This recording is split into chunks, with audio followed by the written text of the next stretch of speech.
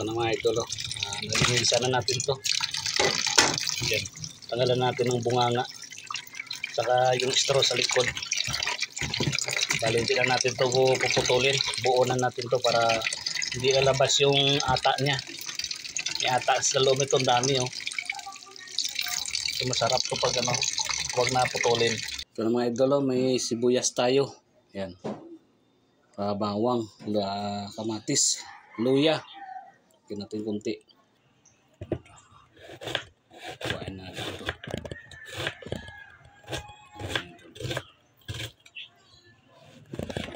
Yan. Mga idol, lagay ito natin to yung pang ano natin, panggisa. Ito na yung ano natin, pusit na bagulan. Lulutuin na natin to. Mga idol, mag-isa na tayo.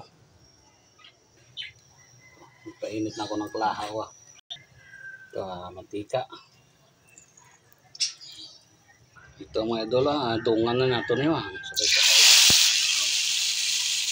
Ito. Sabay na to. May isang bagsakan. Malagyan natin ng tanglad. Tanglad yan mga idol na natuyo. Para dagdag bango. Ito dahon ng paminta. Dahon ng paminta, laurel yung tawag. Ari, pamintang wasak mga idol. Medyo tusta natin ito yung luya sa bawang. Saka lagay natin yung pusit natin.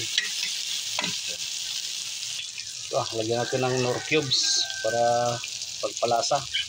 Ito na yung pusit natin. Lalagyan natin ito. Yan.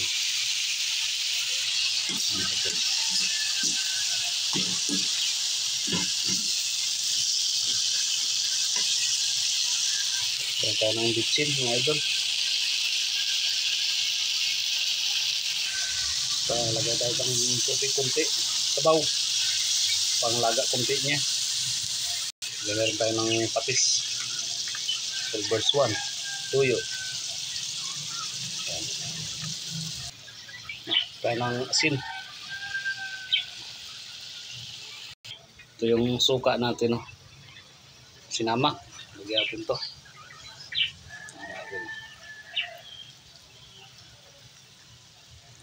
Ngayon, lagay tayo ng asukal. Ito.